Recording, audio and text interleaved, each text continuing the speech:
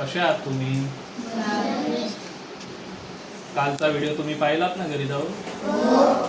कोणी कोणी पाहिला हात वर करा. उरलेल्या मुलांनी पण पहा. हात खाली घ्या. पाण्याचा उपयोग काय होतो आपल्याला? पाण्याचा नाही, पाण्याचा व्हिडिओ पाण्याचा.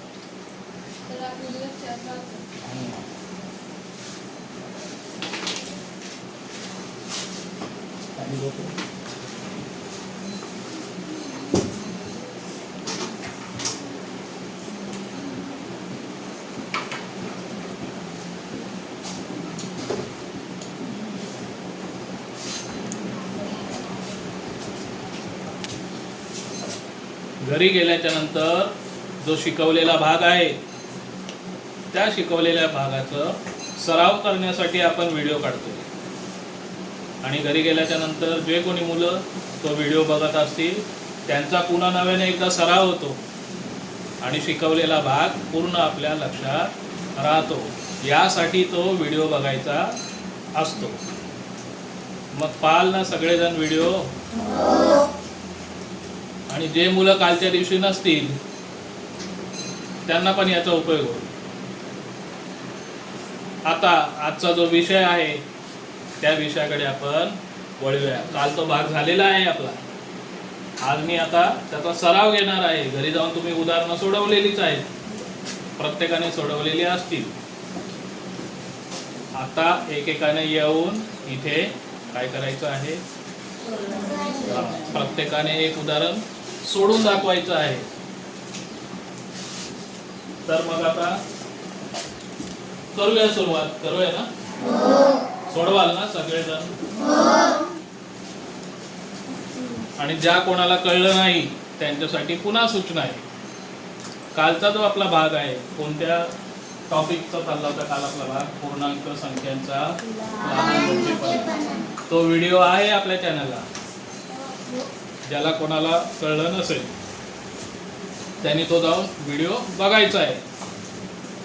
तर मी आता सुरुवात करतोय. प्रत्येकाने इथे यायचं आहे आणि एक एक उदाहरण सोडवायचं. हजेरी नंबर प्रमाणे एक एक विद्यार्थी येईल. इथे खडू ठेवलाय. कोण एक नंबर? कोणी या पक्षात बोलणार नाही आणि त्याला प्रॉम्प्ट पण करणार नाही. प्रॉम्प्ट म्हणजे कळतं ना तुम्हाला? म्हणजे बेंचवर बसून सांगणे.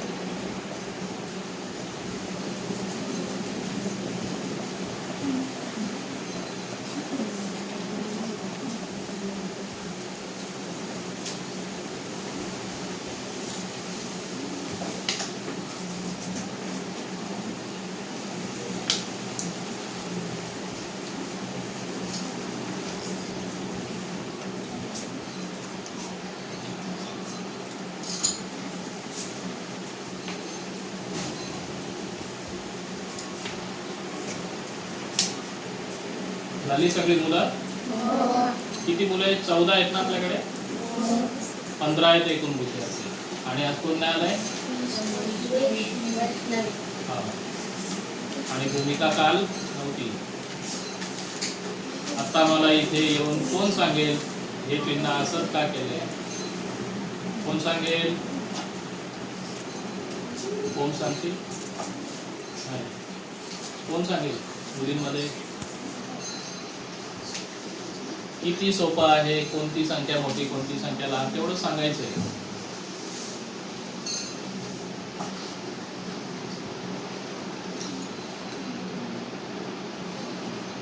राजेश तिकडे, हा ये. व्यवस्थित एकेका उदाहरणाचं समजून सांग.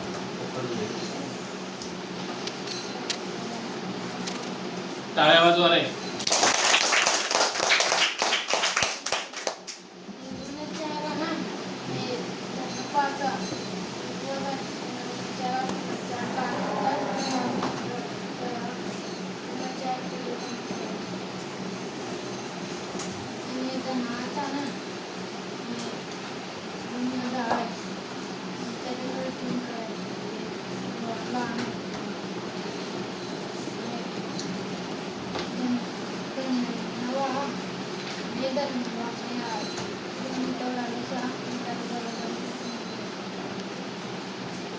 आवाज मोठा कर.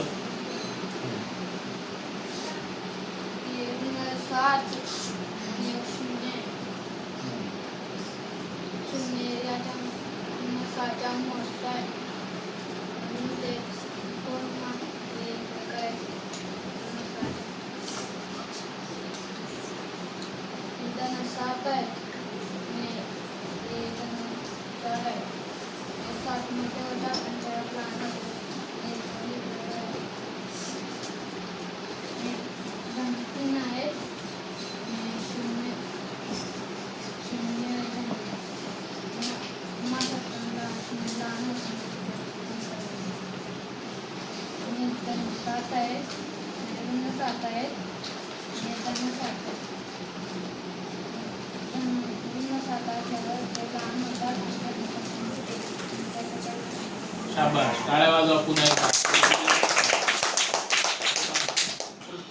व्हिडिओ आला पाहिजे ना, माहिती आहे थोडी.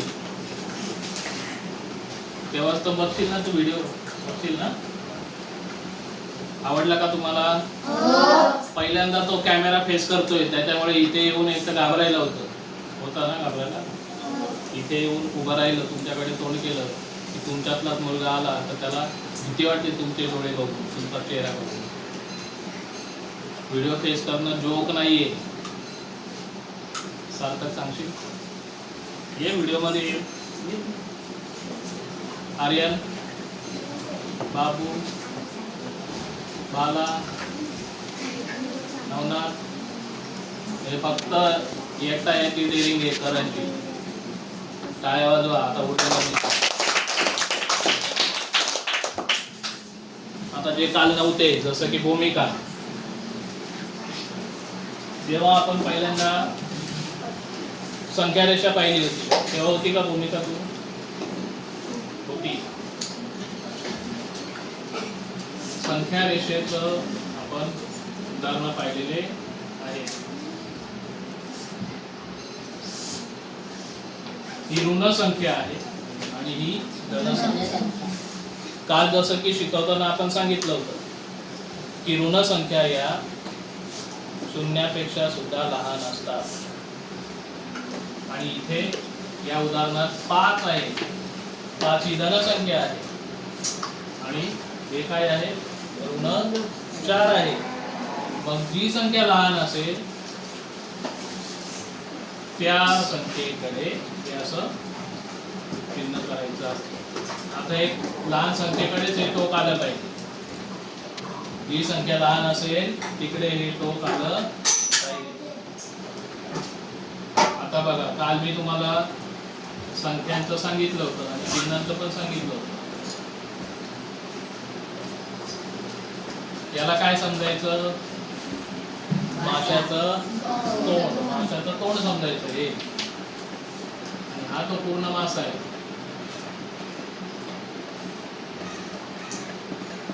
आता आपल्याला निसर्गातलं गणित माहिती आहे. काय आहे निसर्गातलं गणित? मोठा मासा लहान माशाला खातो. माहिती आहे ना भूमिका? तेच गणित इकडे लावायचंय. जी संख्या लहान असेल तिकडे माशाचं तोंड करायचं आहे. आलं लक्षात? आता ही धनसंख्या आहे, ऋण संख्येपेक्षा मोठी आहे, ही संख्या लहान आहे, म्हणून तिकडे टोक केलेला आहे. थोडक्यात आपल्या भाषेत समजण्यासाठी माशाचं तोंड केलं. आता इकडे बघा, आता हे तर एकदम सोपं आहे. इकडे 7 आहेत, इकडे 4 आहेत. दोघांपैकी कोणती संख्या लहान आहे? सांग. 4. ही संख्या लहान आहे 7 पेक्षा, म्हणून हे टोक कुठे केलंय? लहान संख्ये. म्हणजे हा मोठा मासा आहे, लहान माशाला खाण्यासाठी चांगला आहे ना तो. आता इकडे बघा, इथे काय आहे? 3, आणि इथे काय आहे? या दोघांपेक्षा लहान कोणता आहे? 0. म्हणजे 3 हा मोठा मासा आहे आणि 0 हा लहान मासा आहे. मोठा मासा लहान माशाला खायला चाललाय, म्हणून ते तोंड लहान माशाकडे केले. थोडक्यात लहान संख्येकडे केले. तर इकडे बघा, दोन्ही ठिकाणी ऋण आहेत. ऋण संख्येच्या बाबतीत काल सांगितलं होतं मी, जेवढा अंक मोठा दिसेल ऋण संख्येच्या बाबतीत, जेवढा अंक मोठा दिसेल तेवढा तो अंक कसा असतो? लहान असतो. आता इथे ऋण 2 आहे आणि इथे ऋण 8 आहे. आता साधारण बघायला गेलो तर 8 आपल्याला 2 पेक्षा मोठा वाटतो, परंतु ही संख्या काय आहे? ऋण आहे. ऋण असल्यामुळे ऋण 2 हे ऋण 8 पेक्षा मोठे आहे. आता हा मोठा मासा आहे आणि हा लहान मासा आहे. मोठा मासा लहान माशाला खातो, म्हणून चिन्ह आहे. लक्षात आलं भूमिका? आता दुसरं उदाहरण बघू, जिथे सारखे आहे. इथे किती भूमिका? 9. इथे किती आहे? 9. कोणी लहान कोणी मोठा आहे का? दोन्ही सारखे आहेत, म्हणून चिन्ह कसं केलंय? बरोबरचं चिन्ह केलेलं आहे. लक्ष आहे? ताईकडे नको बघू.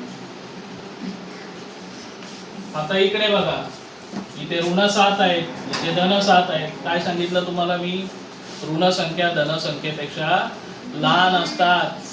इवन दो 0 पेक्षा सुद्धा ऋण संख्या लहान असतात. ही धन संख्या ही ऋण संख्या आहे. धन संख्या नेहमी मोठी आहे. हा मोठा मासा आहे, हा लहान मासा आहे. मोठा मासा चालला लहान माशाला खायला. समजलं चिन्ह? आता कोणता? आता इथे बघा, ऋण 14, ऋण 14. दोन्ही सारखे आहेत का कमी जास्त आहे? लहान मोठे आहेत? सारखे आहे, म्हणून दोघांच्या मध्ये चौकटीत कोणतं चिन्ह येणार आहे? अजून कोणतं येते तुम्हाला येत नाही? हा, इथे पण तेच गणित. हे बघा, इथे ऋण 2 ऋण 8 जे होतं ना, ते तिकडे पण ऋण 1 आहे, ऋण 2 आहे. मग आता साधारणपणे बघितलं तर 1 2 पेक्षा लहान असतो जर धन संख्या असतील तर. पण इथे काय आहे? ऋण संख्या. ऋण 1 हा ऋण 2 पेक्षा मोठा आहे, म्हणून हा मोठा मासा छोट्या माशाला गिळतो. म्हणजे मोठी संख्या ही आहे, ही लहान संख्या आहे, म्हणून चाललाय मोठा मासा लहान माशाला. इकडे तेच आहे, इथे धन 6 आहे, इकडे ऋण 3 आहे. धन संख्या नेहमी मोठ्या असतात कोणापेक्षा? ऋण संख्येपेक्षा. म्हणून मग जी संख्या लहान आहे तिकडे माशाचं तोंड केलंय आपण. आता काय अडचण समजायला भूमिका? नाही काय अडचण. ते माशाचं तोंड कोणाकडे करायचं? जी संख्या लहान असेल तिकडे.